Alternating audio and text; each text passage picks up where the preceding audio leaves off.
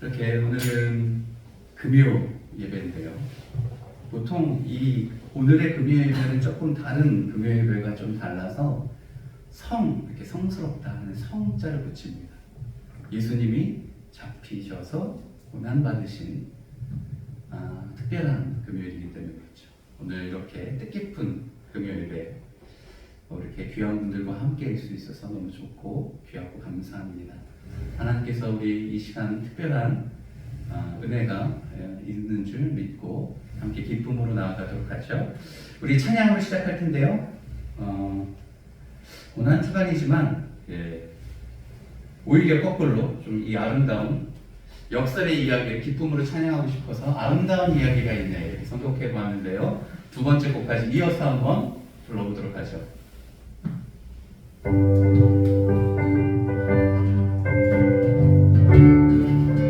아름다운 이야기가 있네. 아름다운 이야기가 있네. 글쎄 주의 사랑 이야기. 영광스러운 천국 떠난 사랑. 나와 같은 죄인 구하여. 주의 그 사랑이 정말 놀랍네. 놀랍네. 놀랍네. 오 주의 그 사랑이 정말 놀랍네. 나를 위한 그 사랑. 넓고 넓은 그 속에 있는 많고 많은 사람들 중에 구원받고 구원을 믿고 주의 사랑 받고 산다네. 주님의 그 사랑이 정말 놀랍네.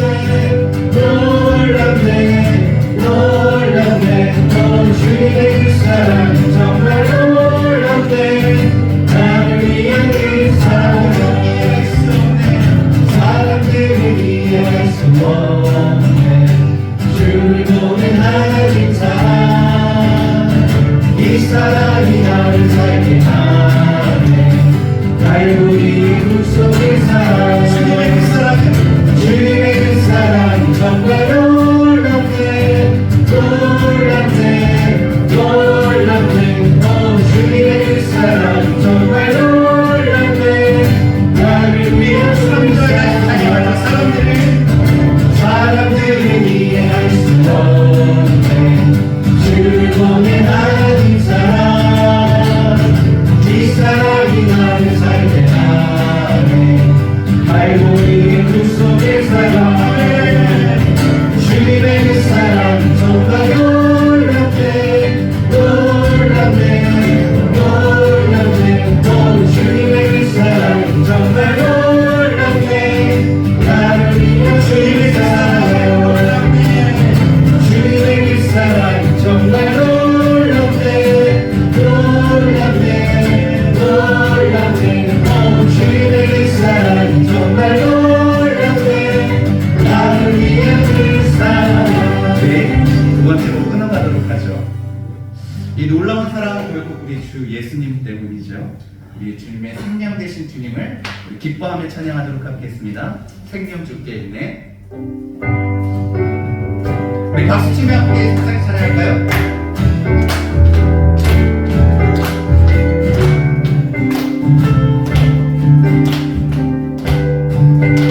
생명 주께 있네. 능력 주께 있네. 소망 주께 있네. 주 안에 생명 주께 있네.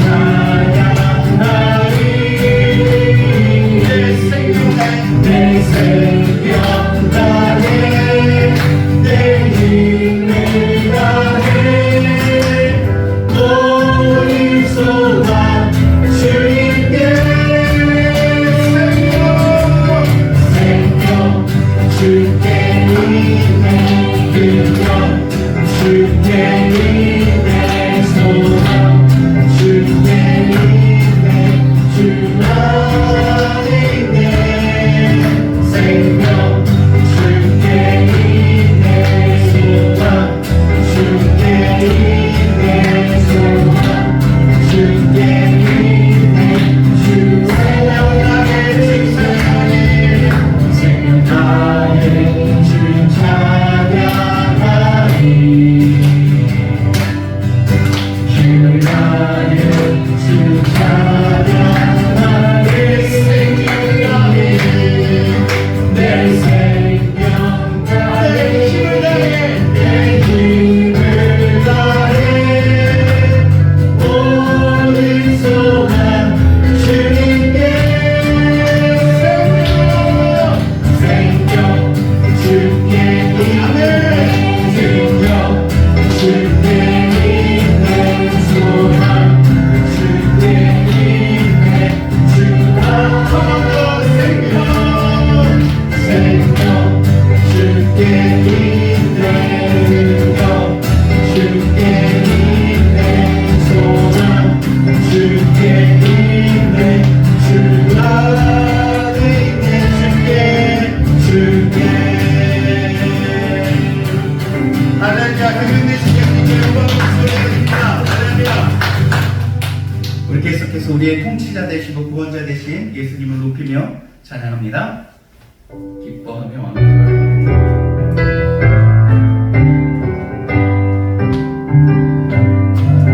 기뻐하며 함께 노래 부르리 소리 높여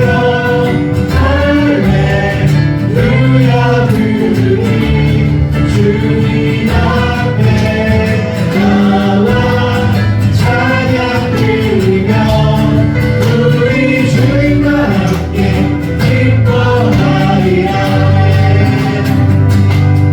나의 창조자 나의 구원자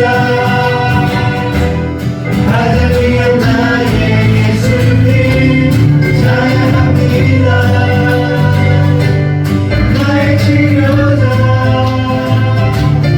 나의 선한 목자 되신 주 예수 나의 주 찬양하며 기뻐하며 함께 노래 부르리 소리 높여 할렐루야 부르리 주님 앞에 나와 찬양 드리며 우리 주님과 함께 기뻐하리라. 나의 창조자 나의 구원자 가장 귀한 나의 예수님 찬양합니다. 나의 치료자 나의 선한 목자 되신 주 예수 나의 우리 한번더 고백하도록 하죠. 기뻐하며 함께 노래 부르리 기뻐하며 함께 노래 부르리 소리 높여 할렐루야 부르리 주님 앞에 나와 찬양 드리며 우리 주님과 함께 기뻐하리라. 나의 창조자 나의 구원자 가장 귀한 나의 예수님 찬양합니다. 찬양해요. 나의 치료자 나의 선한 목자 되신 주 예수 나의 주 찬양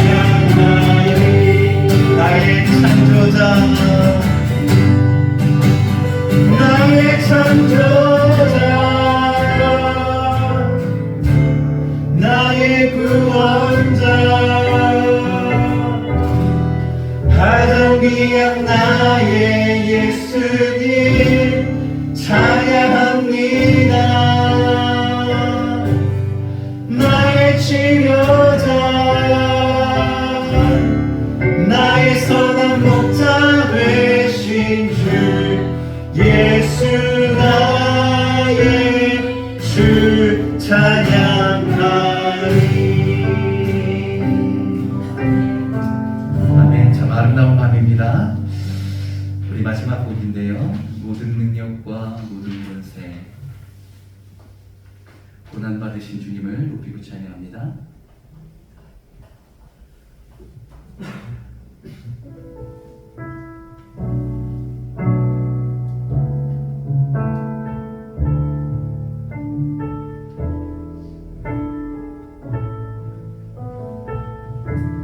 모든 능력과 모든 권세 모든 것 위에 뛰어나신 주님 세상이 증량할 수 없는 지혜로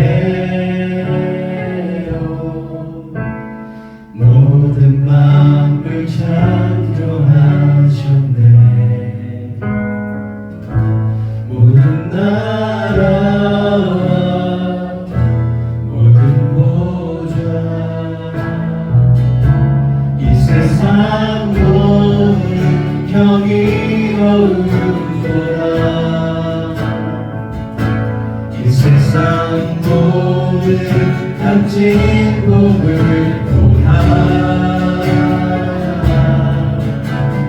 더욱 귀하신 나의 주님 십자가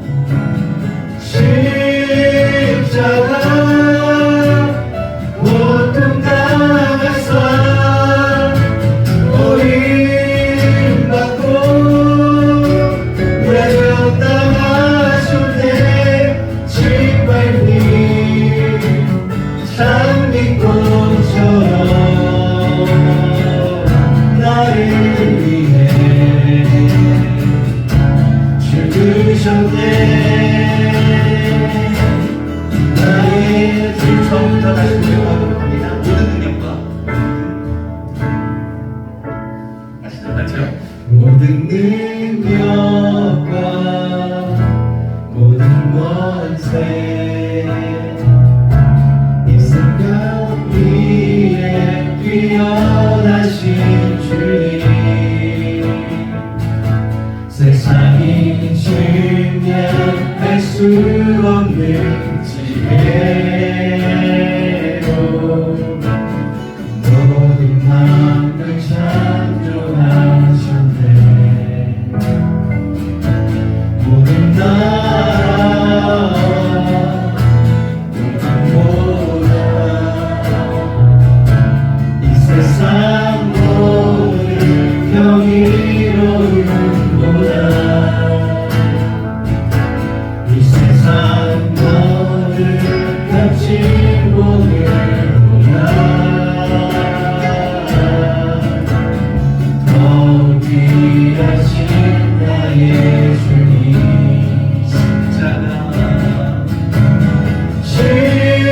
십자가 고통 당해서 버림받고 외면당하셨네 짓밟힌 장미꽃처럼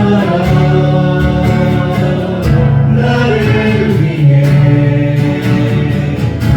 죽으셨네 나의 세상을 혼자서 십자가 고통 당해서 버림받고 외면당하셨네 짓밟힌 장미꽃처럼 나를 위해 죽으셨네 나의 주 모든 영광과 존귀와 능력 받으소서 주님 받으소서 영광과 존귀와 능력 받으소서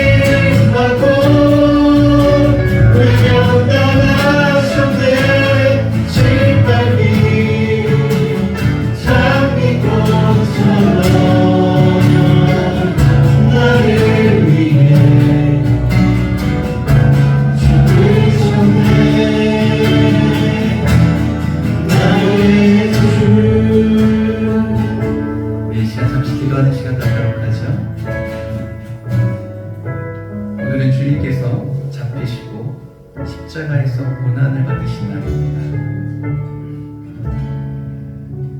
그분의 이 땅에서 삶은 초라하기 그지없었습니다. 가장 사랑하는 사람들로부터 배신을 당했고 자신의 민족들로부터 버림을 받았고 심지어는 하나님께서도 독생자 아들을 버리사 그가 십자가에서 이렇게 외치셨습니다. 엘리 엘리 라바 사막다니 나의 아버지시여 나의 아버지시여 어찌하여 나를 버리십니까? 그는 짓밟힌 삶을 사셨습니다. 그리고 예언을 따라 나무에 달려 저주를 받으셨습니다.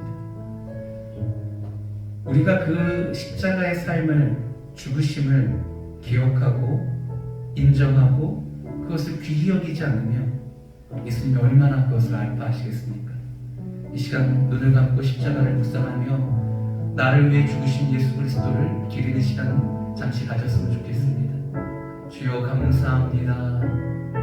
내게 아버지의 사랑을 알게 하시고 영원한 생명을 부여하시려 그렇게 버림받으시고 짓밟히시고 능욕당하시고 그렇게 온 인류의 죄를 대신 지시고 십자가를 감당하여 주시니 감사합니다. 내가 평생 기억하겠습니다. 평생 십자가의 주님을 바라보며 남겨진 고난을 채우며 살아가겠습니다. 우리 잠시 기도하는 시간 갖도록 하겠습니다.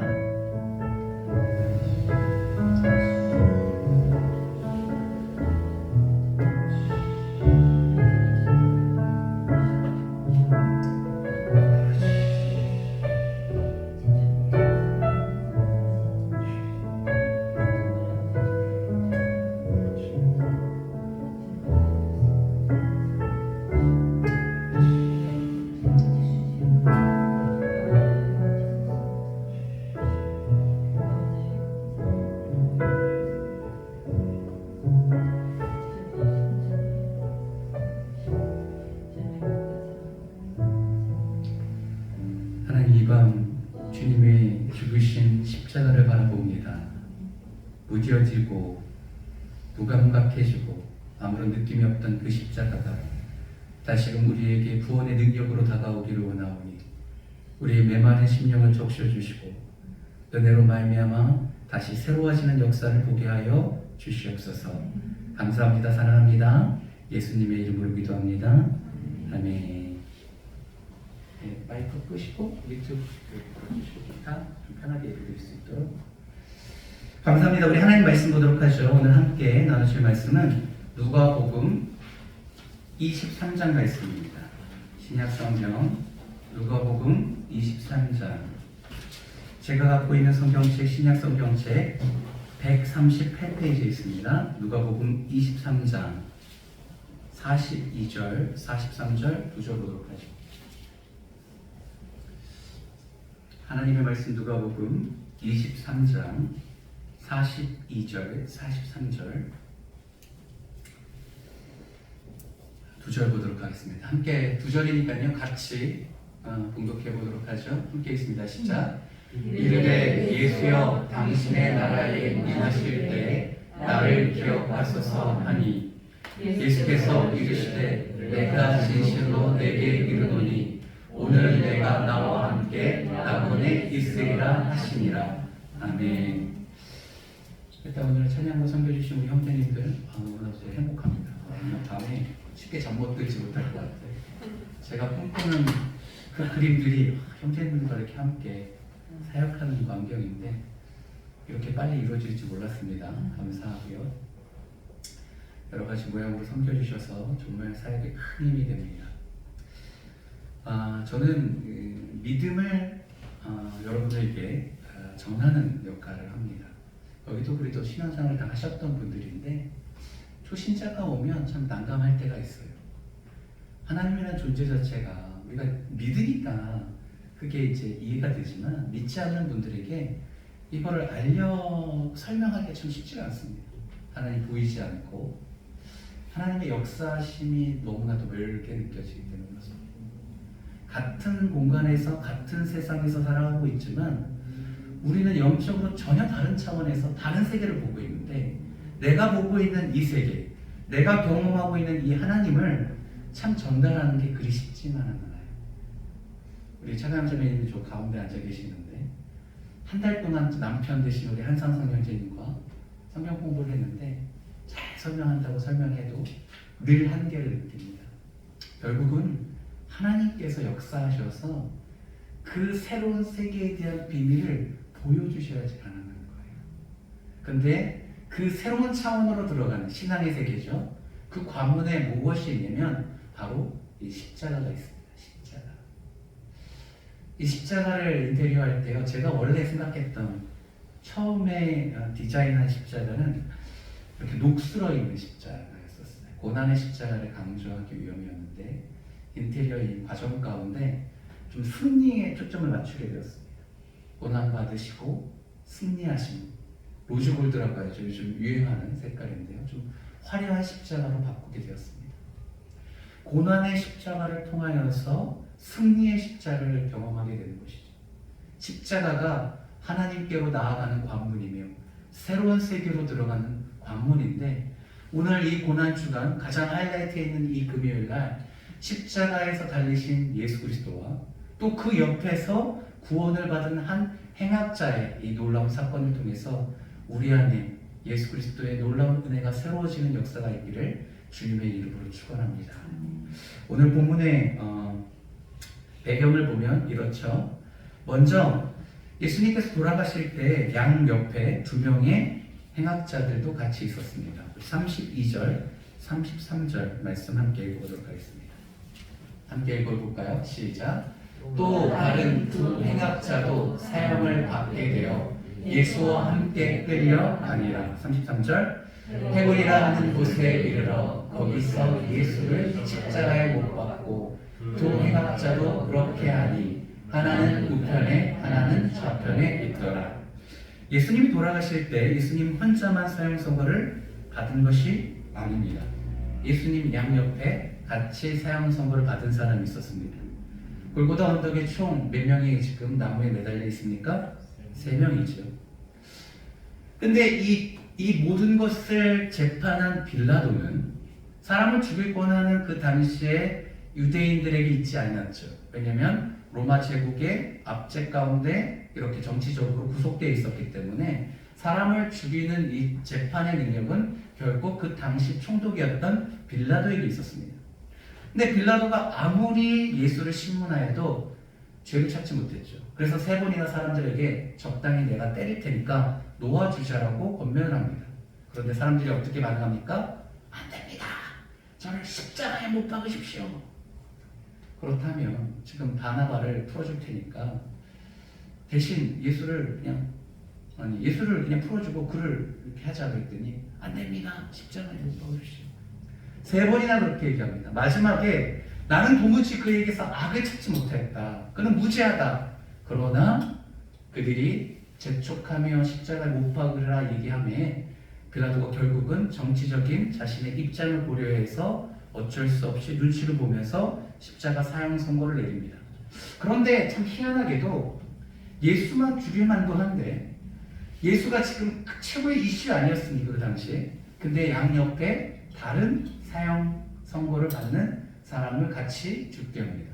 무엇을 의미합니까? 예수님이 그 두 행악자와 똑같이 사형자, 흉악자, 죄인이라는 것을 보여주려고 하는 것이죠. 이게 정치적인 수법입니다. 계산입니다.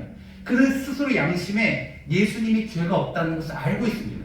그런데 이 대제사장과 유대인들이 당신은 지금 가이사의 충신인데 그가 유대인의 왕이라고 말하는데 이 질서를 어지를 뿐인데 당신 정치적으로 정말 충신 맞습니까? 라고 이렇게 들이밀었을 때 빌라도는 그 당시에 여러 가지 정책에 문제가 있었고 자신의 위치가 어려워지는 것을 두려워해서 그렇게 나오니까 어쩔 수 없이 승인해 준 것이거든요. 근데 마음 가운데 죄인이 죄가 없다라는 것을 알았습니다. 죄 없는 사람은 혼자 십자가에 못 박을 수 없었던 것이죠. 어떡합니까? 양옆에 흉악자들을 함께 매달림으로 인해서 예수님이 도매급으로 그와 똑같은 존재라는 것을 사람들에게 알리고자 하는 것이죠. 자신이 떳떳하지 못했으니까 이런 정책을 피는 겁니다. 예수님은 그렇게 죄가 없으시나 사람들 눈에 보기에는 똑같이 살인자, 흉악범과 같은 취급을 받고 십자가에서 돌아가셨습니다. 그러나 이 어이없는 상황이 이것으로 끝나지 않습니다. 놀라운 것은 양쪽에 있는 흉악범들도 예수를 비난하기 시작했다는 것이죠. 마태복음 27장 44절을 보면 함께 십자가에 못 박힌 강도들도 이와 같이 욕하더라. 분명히 복수를 쓰고 있습니다. 양옆에 있는 강도들도 똑같이 예수 그리스도를 희롱하고 있어요. 이 희롱의 시작은 로마 군정들로부터 시작합니다. 오늘의 본문 36절 37절 한번 읽어보도록 하죠. 시작. 군인들도 희롱하면서 나와 신포도주를 주며 37절 이르되 내가 만일 유대인의 왕이면 내가 너를 구원하리라 하더라. 그의 제명은 머리 위에 패가 붙었는데 유대인의 왕이라는 것입니다. 정말 네가 왕이라면 너가 권능이 있을 것이고 네가 스스로 너를 구원해라 라고 하면서 그에게 신포들을 먹입니다. 예수님은 희롱하고 조롱하는 것이죠. 근데 그 모습을 보면서 지나가는 사람들도 예수를 모욕합니다. 너는 성전을 헐고 3일 만에 다시 짓는다라고 했는데 하나님의 아들이면 너도 구원받고 그것을 한번 행해보라 라고 얘기를 하죠. 그 얘기를 듣고 있던 밑에 있던 대제사장과 서기관과 장로들도 예수 그리스도를 희롱하되 너는 남을 구원하면서 많은 사람 병을 고쳐주고 그리고 많은 사람들의 죄를 사해주고 귀신을 내쫓아주면서 정작 너는 구원하지 못한다라고 희롱합니다. 그리고 얘기하죠. 십자가에서 내려와라. 지나가는 사람, 군병들, 대제사장, 서기관 모든 이들이 달라붙어서 예수를 조롱하는 겁니다. 근데 거기에 끝나지 않고 양옆에 있는 죄인들도 같이 얘기하는 것이죠. 하나님을 신뢰하니 그가 하나님을 신뢰하니 하나님이 원하시면 이제 그를 구원하실지라. 그의 말이 나는 하나님이다 하면서 이렇게 조롱을 하기 시작합니다. 웃기죠? 사람은요 죄인입니다. 같이 죽어가는 처지에 어떻게 예수님을 그렇게 조롱할 수 있겠습니까? 본인들은 죄로 인해서 형벌받아서 사형 선고를 받았고 예수는 죄가 없으신데 정신 못 차리고 그렇게 예수 그리스도를 같이 공격하고 있는 것이죠. 오늘의 본문을 통해서 그럼에도 불구하고 예수님은 사람들의 조롱 앞에서 이렇게 그냥 무기력하게 돌아가셨지만 진짜 구원은 어디에 있습니까? 우리가 알다시피 예수 그리스도에게 있죠. 정말 예수님 앞에 구원이 있는지 오늘 말씀을 통해서 확인해 보도록 하겠습니다. 첫 번째, 우리는 선한 행실로 구원받는 것이 아닙니다. 이 말은 즉슨 무엇이냐면 누가 선하고 누가 악하다라고 말하나 우리 사람들 모두는 정도의 차이만 있을 뿐 우리가 구원받을 만큼 선의는 없다는 것입니다. 무슨 말인지 이해하실 수 있을 겁니다. 41절 42절 오늘 본문으로 다시 돌아와서 42절 읽어보도록 하죠. 42절 있습니다. 시작. 이르되 예수여 당신의 나라에 임하실 때 나를 기억하소서 하니. 두 양옆에 있는 행악자가 예수를 같이 조롱했습니다.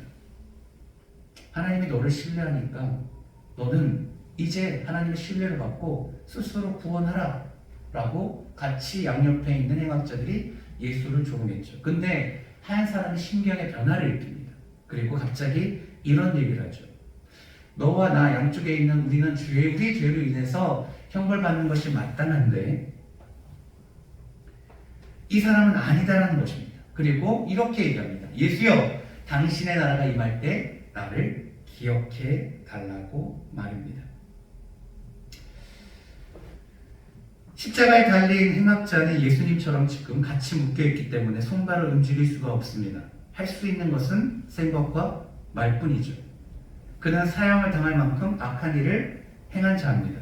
그런데 저 42절의 저 한마디 예수여 당신의 나라에 임할 때 나를 기억하소서 이 한마디가 그의 삶을 바꿨습니다.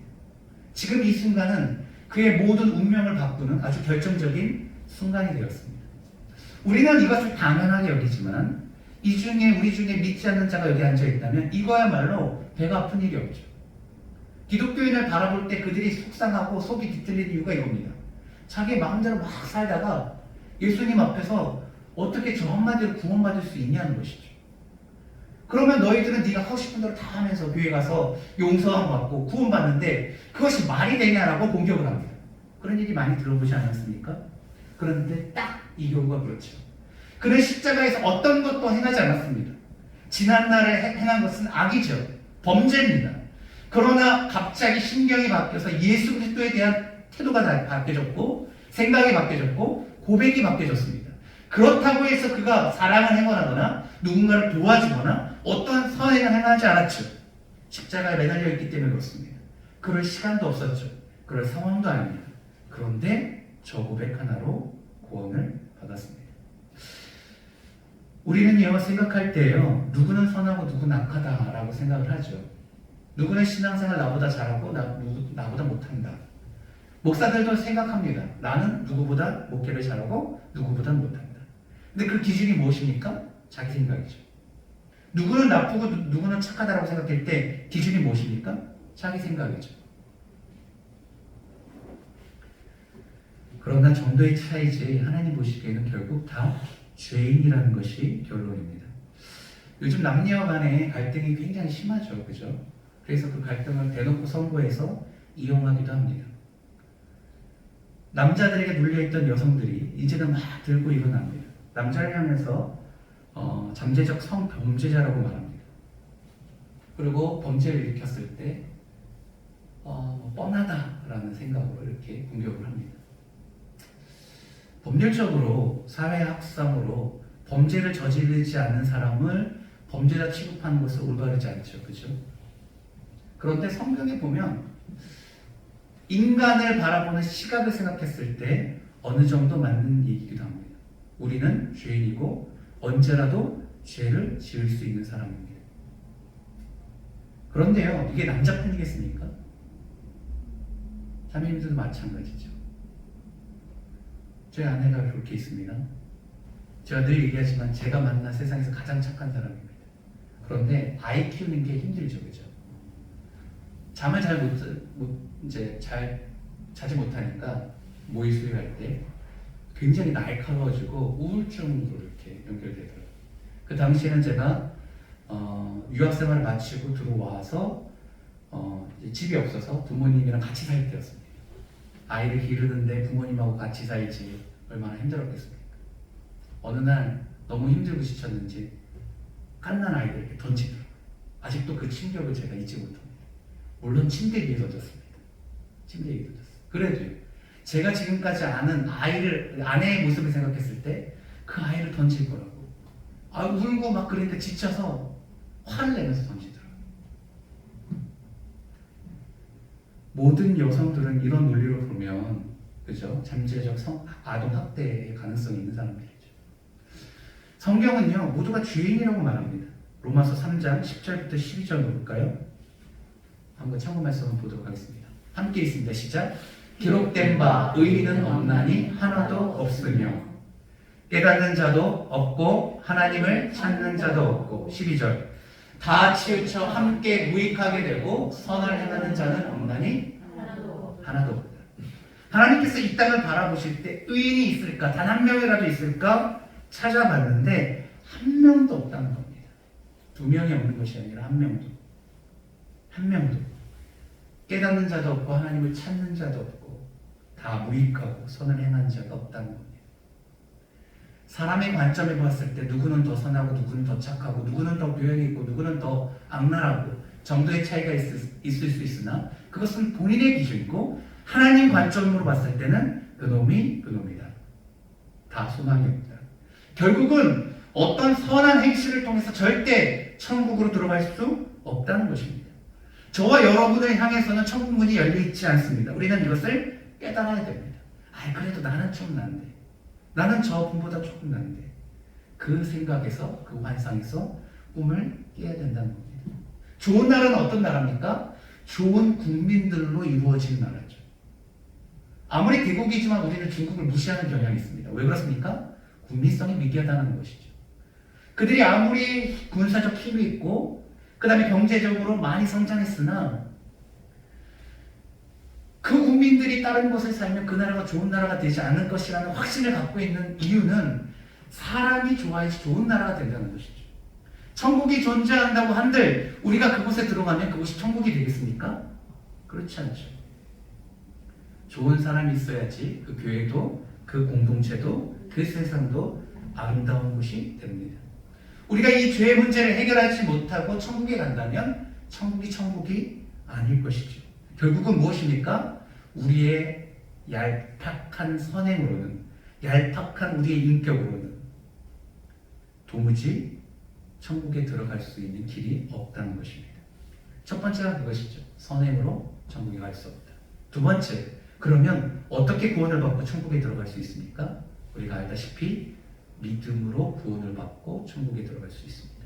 아는 얘기인 것 같지만 놀라운 비밀입니다. 이 말인즉슨 용서함을 받지 못할 죄인이 없다는 뜻이죠. 십자가는 모든 허물과 죄를 덮을 수 있다는 겁니다. 그 누구라도 조금의 선행으로 천국에 들어갈 수 없지만, 아무리 많은 선행으로도 천국에 들어갈 수 없지만 믿음 하나로 들어갈 수 있다는 걸 말합니다. 왜 그렇습니까? 이 믿음에는 놀라운 능력이 있어서 우리의 모든 허물을, 모든 죄가를 덮을 수 있는 비밀이 있기 때문에 그렇습니다. 아까 42절 읽었는데요. 42절, 43절 다시 한번 읽습니다. 1절 시작. 이르되 예수여 당신의 나라에 임하실 때 나를 기억하소서 하니 예수께서 이르시되 내가 진실로 내게 이르노니 오늘 내가 나와 함께 야군에 있으리라 하시니라.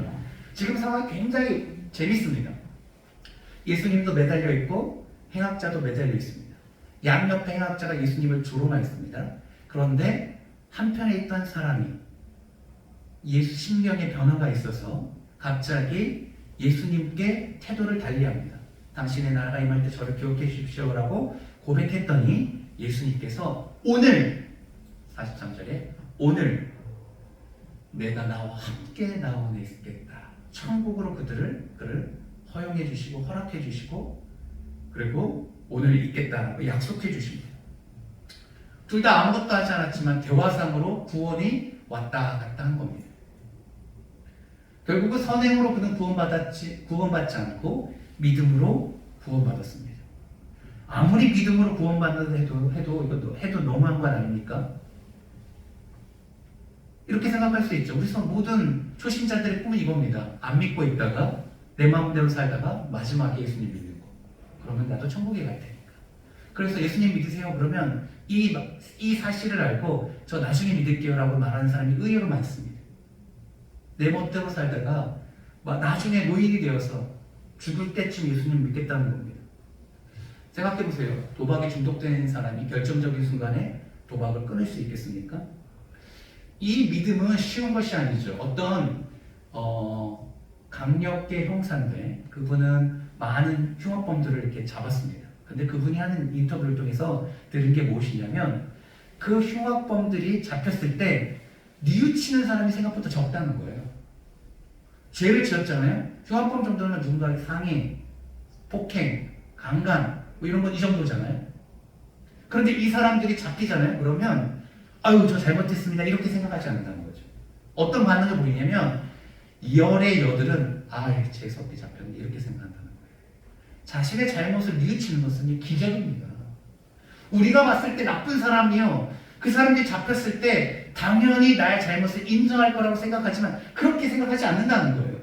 세상에 많은 사람이 내 친구도 잘못했고 내 주변에 다 그런 사람들 뿐인데 왜 재수없게 나만 데려가냐는 것이죠. 결국은 십자가에서 죄를 뉘우친다는 것은 기적입니다. 생각해 보십시오. 예수님이 지금 하실 수 있는 것이 무엇이 있습니까? 아무것도 없죠.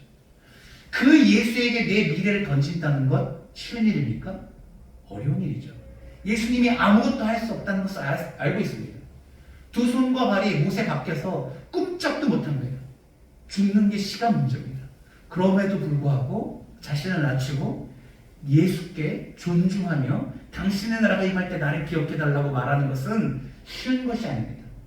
한때 예수님을 따른 사람이 많을 때도 있었습니다. 병자를 고치고 귀신을 내쫓을 때 사람들이 물밀듯 들어왔습니다. 예수님 보기를 원했습니다. 말씀을 가르치다가 먹을 것이 없고 해는 저물어 가는데 물고기 2마리와 떡 5개로 사람들을 먹일 때 사람들은 환호했습니다. 심지어는 그를 임금으로 삼고자 했습니다. 근데 지금 상황은 그렇습니까? 그렇지 않죠. 그들은 다 떠나가고 오히려 사람들을 예수를 조롱했습니다. 그렇게 환호했던 무리들이 예수를 조롱하기 시작했습니다. 그리고 예수님은 편은 아무도 없습니다.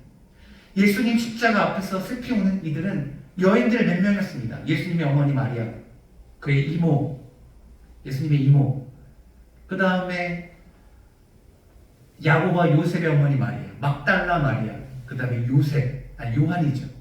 10명도 안 되는 인원만 그 앞에서 예수 그리스도를 긍휼히 여기고 불쌍히 여기고 울고 있었습니다. 나머지 사람들은 다 어디 갔습니까? 이런 상황 속에서 외로운 예수에게 자신의 믿음을 고백한다는 것 기적이죠. 상식적으로 이해할 수 없죠. 그런데 그것이 바로 믿음입니다. 그런데 이 믿음이 있으니 어떻게 됐습니까? 예수님께서 오늘 내가 나와 함께 나거니 했어요. 그런데 오늘만 있는 거겠습니까? 그곳에 가면 오늘은 예수님과 있다가 그 다음날 내일은 다시 지옥으로 갑니까? 그런 일은 절대 없죠. 오늘 예수님과 함께 있다는 것은 지금 삶이 끝나고 영원히 천국으로 갔을 때 그때부터 오늘부터 영원히 예수님과 함께 있는 것입니다. 이 한순간의 믿음이 그의 인생 영원을 바꿔버린 것이죠. 엄청난 결과를 초래한 것입니다. 앞서 우리는 구원의 기준이 선한 행실, 선행이 아니라는 것을 보았습니다. 그렇다면 어떤 다른 기준으로 인해서 그가 구원을 받을 수 있었겠습니까? 로마서 3장 25절과 26절 읽어보도록 하겠습니다. 함께 읽죠. 시작. 이 예수를 하나님이 그의 피로써 믿음으로 말미암는 화목제물로 세우셨으니 이는 하나님께서 길이 참으시는 중에 전에 지은 죄를 간과하심으로 자기의 의로우심을 나타내려 하시니 26절 곧 이때에 자기의 의로우심을 나타내사 자기도 의로우시며 또한 예수를 믿는 자를 의롭다 하려 하십니다. 이 말씀을 설명해 보면 이렇습니다. 로마서에 있는 내용은 무엇이냐면 하나님의 의만 우리가 소유해야지 구원받을 수 있다는 논리입니다. 이것은 하나님의 의는 과거에는 율법이었습니다. 율법을 다 지켜야 행하면 구원받을 수 있다. 그런데 율법을 다 지킬 사람이 있습니까? 아무도 없죠. 그래서 아까 그 고백이 그거예요. 이 세상에 하나님을 찾는 자도 없고 의인도 아무도 없다는 거예요. 그러면 도대체 어떻게 구원을 받느냐? 하나님의 의, 이 의 말고 다른 의가 필요하다. 이 의는 율법으로 받는 의였는데 또 다른 의가 필요한데 이 의는 복음으로 말미암아 나타난 또 다른 의라는 것이죠. 한마디로 예수의 의인데 예수가 25절에 있는 것처럼 화목제물이 되어서 우리의 죄를 대신해서 피 흘리심으로 그가 하나님 앞에서 저주를 받아 죽었고 그 예수 그리스도를 믿는 믿음으로 의를 소유하게 되었다는 새로운 논리입니다. 하나님의 의를 소유하지 않고는 우리는 천국에 들어갈 수 없는데 선을 행하는 율법을 이루는 의가 아닌 예수의 그 희생을 믿는 그 믿음을 통해서 하나님께서 죄에 대해서는 반드시 심판하시기 때문에 하나님도 자신의 그 어떤 모순이 없고 26절에 있는 것이죠. 하나님도 의로우심을 인정받을 수 있고 또한 예수 그리스도를 믿는 자들도 하나님께서 의롭게 여기서 구원하실 수 있다는 성경에서 말하는 논리인 것이죠. 그래서 이것은 믿음으로 구원받는다는 것은 단순한 그냥 유행이 아니라 하나님께서 허락하신 유일한 구원의 방법이라는 것입니다. 예수 믿는 것 간단하지 않습니다. 예수님 믿는 것 위대한 일입니다. 근데 그 방법을 통해서만 우리가 천국에 들어갈 수 있고 그것을 누가 증명했습니까? 예수를 믿은 십자가에 달린 한 행악자가 그것을 삶으로 증명했습니다. 사랑하는 성도님, 이 구원은 결국 하나님의 능력입니다. 이 십자가는 덮지 못할 허물이 없습니다. 이 십자가를 통해서 용서받지 못할 죄도 없습니다. 고로 죄인인 저와 여러분도 구원받을 수 있습니다. 이것이 은혜인 것이죠. 우리가 할 일은 예수 그리스도를 믿는 것입니다. 내 죄를 위해서 그가 대신 죽으셨다는 그 사실을 믿는 것입니다. 그리고 그와 하나님께 연합하면 그가 소유한 의를 내가 덧입는 것이죠. 말 그대로 덧입는 것입니다. 나는 죄인이지만 그가 주시는 의의 옷을 입고 예수의 의의 옷을 입고 하나님 앞에 의롭다함을 인정받는 것이죠. 세 번째, 그렇기 때문에 우리는 무조건 예수님을 붙잡아야 됩니다. 42절 가장 아름다운 고백 다시 한번 읽어보도록 하겠습니다. 오늘 본문입니다. 읽어보죠. 시작. 이르되 예수여 당신의 나라에 임하실 때에 나를 기억하소서. 이 고백이 참 보면 볼수록 이 고난주간 부활절 앞당겨서 이 설교를 항상 합니다. 새벽에 하든 금요일날 하든 수요일날 하든 주일날 하든 거의 빼먹지 않고 하는데요. 볼 때마다 참 아름답고 놀라운 고백입니다. 십자가에 달린 그가 자신의 체면을 생각해서 갑자기 앞서 행했던 자신의 그 행위를 뒤집어서 예수 앞에 이렇게 고백한다는 게 참 쉽지 않겠죠. 체면이 있잖아요. 자기 들고 가는 입장이지만 좀 전에 그렇게 예수 그리스도 핍박했는데 어떻게 저걸 뒤집어서 예수님 앞에 저런 얘기를 했을까? 어떻게 이렇게 과감한 결정을 할 수 있었을까? 인간의 생각으로는 참 도무지 생각이 들지 않죠. 성령님께서 역사하신 것 아니겠습니까? 그런데 우리에게 필요한 것이 바로 저런 행동이라는 겁니다. 우리가 구원을 받기 위해서는 창피한 게 필요 없는 거예요. 그렇지 않겠습니까? 내가 예수님 앞에 사랑 고백함에 있어서는요, 부끄러운 게 필요 없는 거예요. 남의 시선이 필요 없는 거예요. 찬양할 때 은혜 받으면 손도 올라가기도 하고 목소리가 커지기도 하고 기도할 때 은혜 받으면 방언을 하기도 하고 부르짖기도 하고 눈물을 흘리기도 하는 것이지, 그게 다른 사람의 시선이 신경 쓰여서 부끄러워서 못한다는 게 말이 되겠습니까? 마가복음 10장을 보면 구원받은 바돌로메의 얘기가 나옵니다. 그는 앞을 보지 못하는 사람이었습니다. 사람들이 웅성웅성거리죠. 도대체 무슨 일이냐 그랬더니 사람들이 가르쳐줍니다. 나사렛 예수가 지나간다. 그때 그가 예수가 지나가는 것 같을 때 이렇게 소리 지릅니다. 다윗의 자손이여 지금 나를 불쌍히 여겨주십시오. 사람들이 그가 소리 지르니까, 앞을 보지 못하는 자가 소리 지르니까 나무랍니다. 조용히 하라고. 그런데 더 크게 소리 지릅니다. 다윗의 자손 예수여 나를 불쌍히 여겨주십시오. 예수님이 누구냐 그럽니다. 그를 앞으로 불러라 그랬더니 그가 겉옷을 벗고 일어나 예수께 달려갑니다. 신기하죠? 앞을 보지 못하는 자가 겉옷을 벗고 예수께 과감하게 나아갑니다. 무엇이 앞에 있는지 걸릴지 그것을 신경 쓰지 않습니다. 예수님이 나오라 하는 그 소리만 듣고 과감하게 벗고 나아갑니다. 내가 너에게 무엇을 해줄까? 그가 이렇게 대답합니다. 주님, 제가 보기를 원합니다. 오늘 내 믿음이 너를 구원하였다. 그 말이 끝나자마자 보게 되었습니다. 그리고 기뻐하며 예수를 따르기 시작합니다. 예수를 따르는 제자가 되는 것이죠.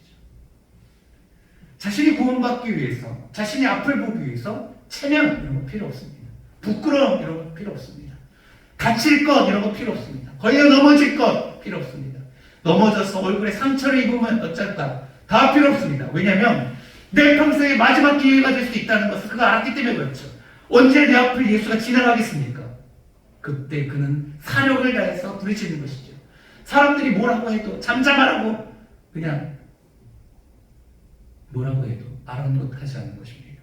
십자가에 죽어가면서 좀 전에 예수님을 뭐라 했는데 내가 이 마음을 바꿔서 예수님 앞에 도와달라고 청하는 게 참 겸연쩍지 않을까? 이런 생각을 하지 않는다는 것이죠. 성경은 천국에 대해서 이렇게 말합니다. 천국은 침노하는 자의 것이라고 말이죠. 마태복음 11장 12절 읽어보도록 하겠습니다. 함께 읽자. 시작. 세례 요한의 때부터 지금까지 천국은 침노를 당하노니 침노하는 자는 빼앗느니라. 침노는 무엇입니까? 성을 공격하는 겁니다.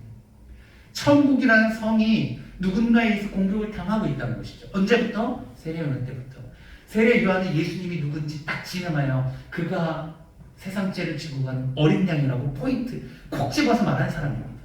그래서 온 세상이 예수님이 하나님의 아들이라는 것을 알게 되었습니다. 믿든지 안 믿든지 말이죠. 그때부터 그 사실을 안 이들이 나도 예수님을 통해서 천국에 들어가기를 갈망하였습니다.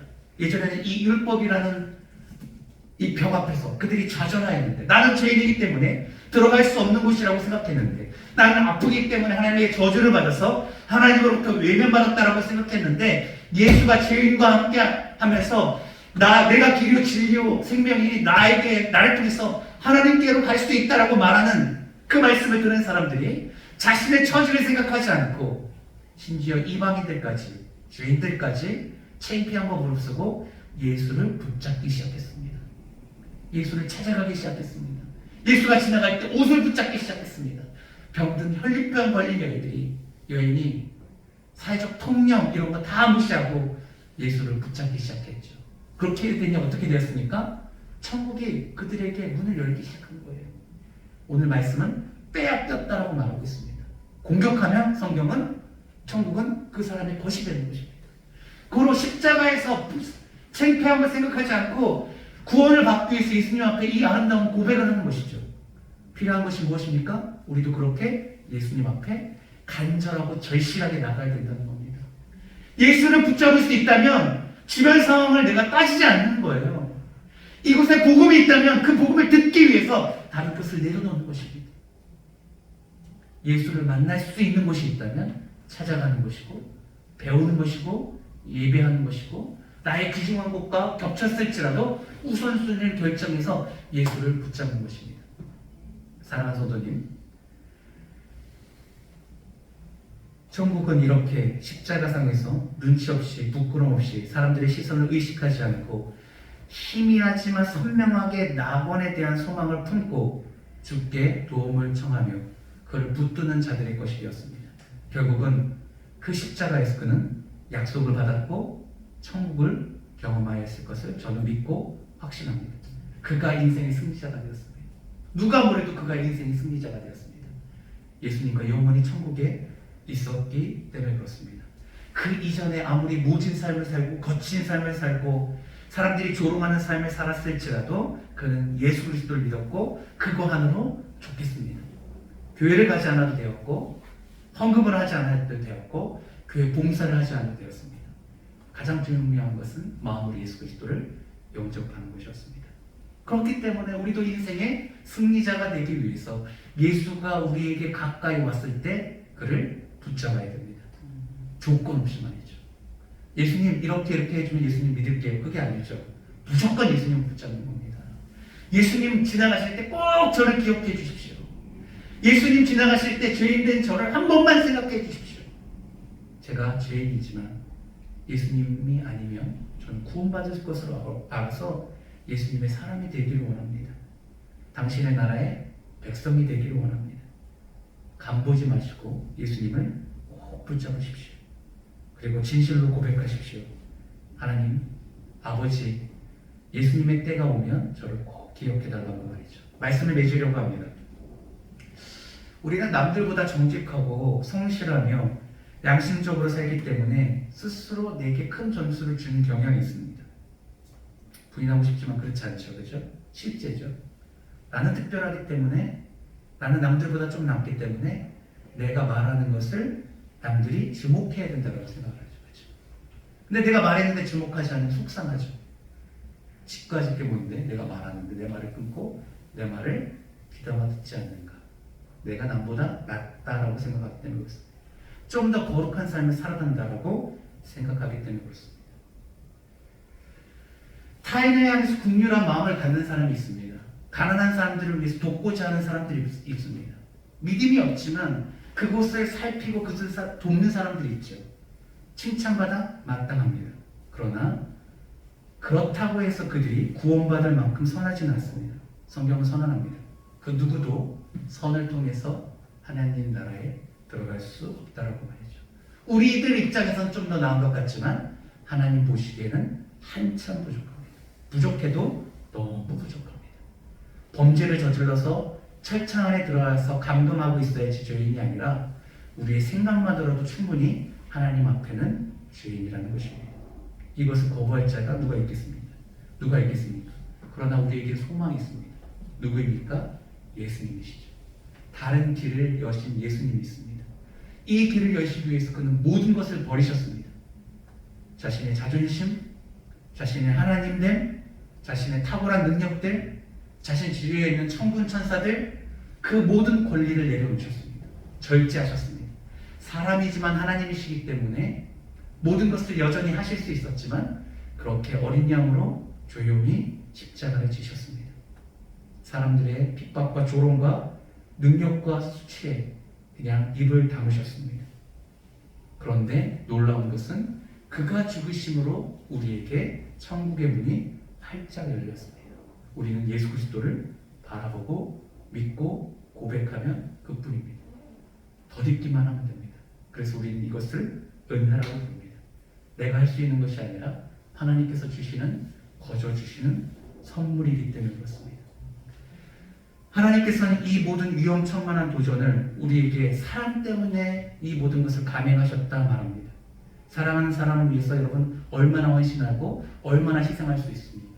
얼마나 큰 도전을 할 수 있습니까? 예수님은 사랑하셨기 때문에 저 천국에서 이 땅의 종의 형체를 입고 이 땅에 오셔서 이 순환의 길을 가는 이 모든 도전을 감히 감행하셨고 그리고 완벽히 승리하셨습니다. 사랑 때문이라 말씀하십니다. 결국 우리의 완악하고 강팍한 마음을 녹이는 것은 예수님의 사랑이죠. 우리가 아직 죄인 되었을 때 우리를 있는 그대로 사랑하신 그 하나님의 사랑이 아니고서는 우리가 소망이 없습니다. 그 사랑을 깨닫는 순간 우리의 마음은 녹아질 것이고 우리의 삶은 전적으로 하나님 앞에 붙잡힌 바 된 삶을 살아갈 것입니다. 이번 말씀을 제가 다 전했습니다. 꼭 드리고 싶은 말은 예수님이 저와 여러분을 사랑하시고 그 사랑 때문에 모든 것을 희생하셨고 우리에게 바라는 것은 예수를 붙잡는 것밖에 없다는 겁니다. 우리 평생 살아가면서 예수를 붙잡으며 살아갑시다. 주를 주보다 높이 되는 것을, 찬성할 만한 것을 우리 삶 가운데 만들지 맙시다. 우리 형제님들, 주를 사랑합시다. 그것이 가장 아내를 바르게 섬길 수 있는 비결입니다. 주를 사랑하고 주를 닮아갑시다. 주가 교회를 대하듯 우리가 아내에게 그렇게 주님이 주신 지혜와 사랑으로 대할 수 있다면 충분히 존경받는 남편이 될 수 있을 줄 믿습니다. 우리가 가정을 꾸릴 때 우리 자녀들이 아버지의 기도를 통해서 행복할 수 있습니다.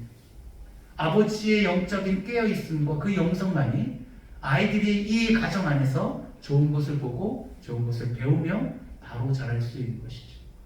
우리 남성들이 너무 중요합니다. 가장이 가정이기 때문에 그렇고 하나님께서 가장을 통하여서 복을 흘러 내려가게 하시기 때문에 그렇습니다. 그런데 우리가 해야 할 것이 무엇이겠습니까? 주님을 바라보는 것입니다. 그의 십자가를 짊어지는 것입니다. 그리고 그 십자가를 통해서 우리의 배우자와 우리의 자녀들을 바라보는 것이죠. 귀한 시간 이렇게 저녁에 일하시고 오셔서 다들 피곤하실 텐데 함께 찬양하고 예배할 수 있음에 너무 큰 힘이 되고 말씀을 통해서 큰 은혜가 있기를 간절히 소망합니다. 우리를 위해서 희생하신 우리 주님을 위해서 사랑을 고백했으면 좋겠습니다. 가사는 굉장히 단순한데요. 너무 좋은 찬양입니다. 예수님께 사랑을 고백합시다.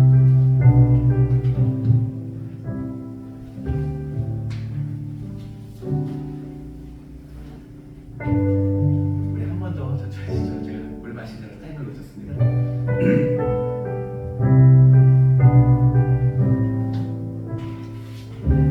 예수 사랑합니다. 예수 사랑합니다. 사랑합니다. 온 마음 다하여 오직 주님 한 분만 간절히 원합니다. 예수 사랑합니다. 예수 사랑합니다. 사랑합니다. 온 마음 다하여 오직 주님 한 분만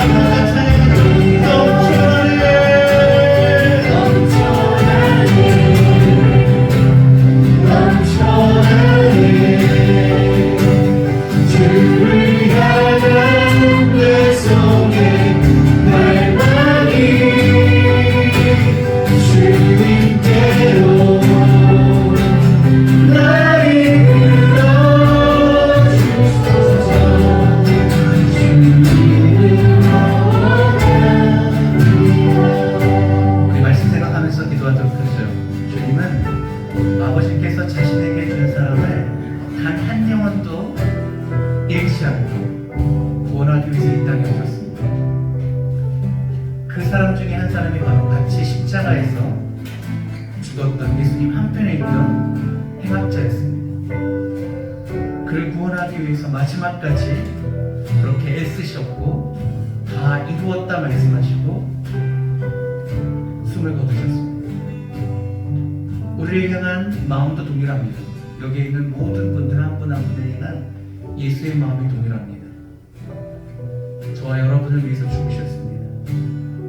저와 여러분을 사랑하시기 때문입니다.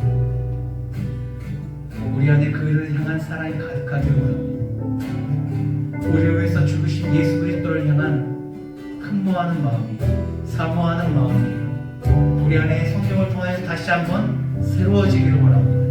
죄와 완악한 우리의 심령 가운데 성령의 담비를 내려주셔서 예수 그리스도를 주로 인정하고 그를 구원자로 인정하며 그 감격에 우리의 이 밤이 다시 새로워지는 새로운 경험을 하는 역사가 있게 하여 주시옵소서. 우리 주님을 사모하는 마음으로 다시 한번 말씀 생각하면서 기도하도록 하겠습니다. 함께 기도하시죠.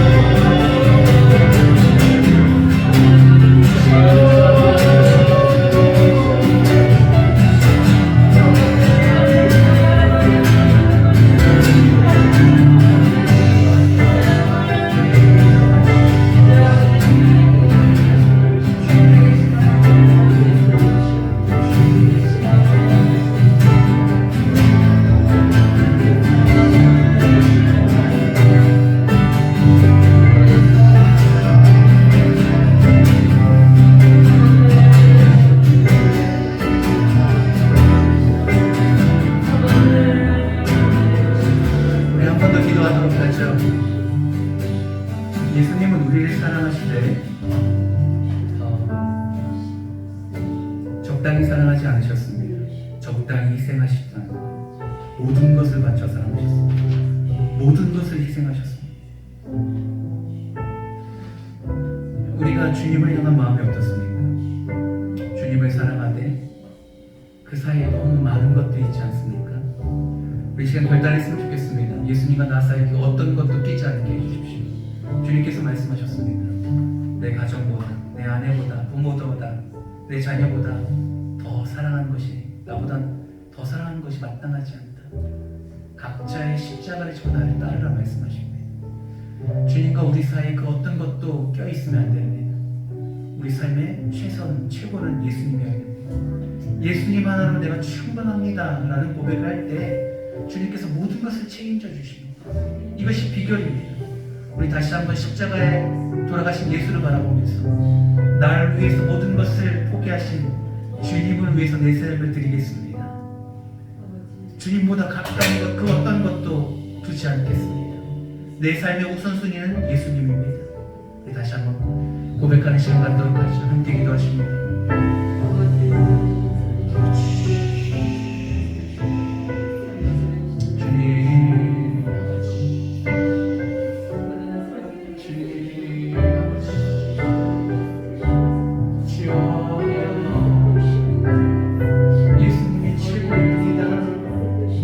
예수님으로 충분합니다.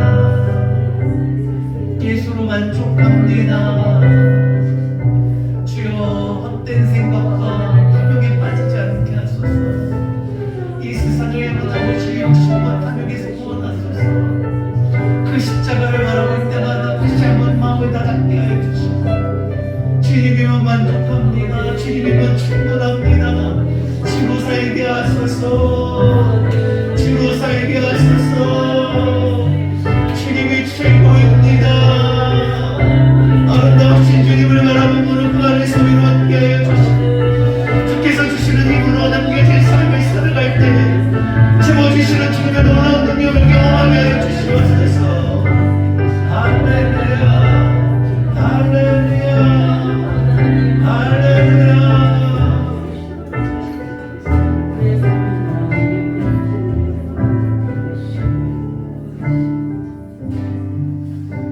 아버지, 눈을 감으면 십자가에서 고난받으사 돌아가신 예수 그리스도가 보입니다. 지금은 부활하셔서 하나님 우편이셔서 우리를 중보하시는 주님을 바라봅니다. 얼마나 한결같고 얼마나 신실하고 아름다우신지. 예수에게는 아름다운 향기가 있습니다. 우리의 마음을 적시고 우리에게 평안을 주며 정말 주만 바라볼 수밖에 없는 아름다운 모습과 향기가 있습니다. 주님께 더 매료되기를 원합니다. 더 사모하기를 원하고 주로 인하여 남겨진 삶이 가득하기를 원합니다. 이 밤에 우리의 마음을 새롭게 하여 주시옵소서. 우리의 힘과 능으로 할 수 없음을 압니다. 우리 연약한 우리들에게 성령을 부어주셔서 성령 충만케 하여 주시옵소서. 세상에 주는 유혹에 아버지 흔들리지 않고 굳건히 강직한 마음으로 남겨진 삶, 사명자의 삶 살아가게 하여 주시옵소서. 이 밤에 함께하는 우리 귀한 지체들 축복합니다. 모두가 주님의 제자 되게 하여 주시옵소서.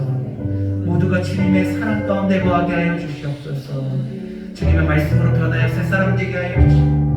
주 예수 그리스도를 붙잡기 위하여 그 어떤 것도 아버지 하나님 좋지 않지 않는 강직함을 허락하여 주셔서 영혼을 살리고 세우는 하나님의 나라의 확장을 위하여 쓰임받는 복된 인생 모두 될 수 있도록 축복하여 주시옵소서.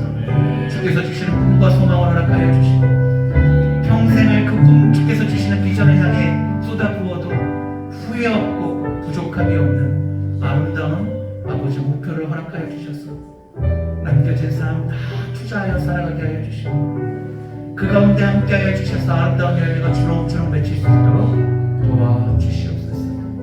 특별히 우리 형제님들 축복합니다. 가장입니다. 아비 될 자들입니다.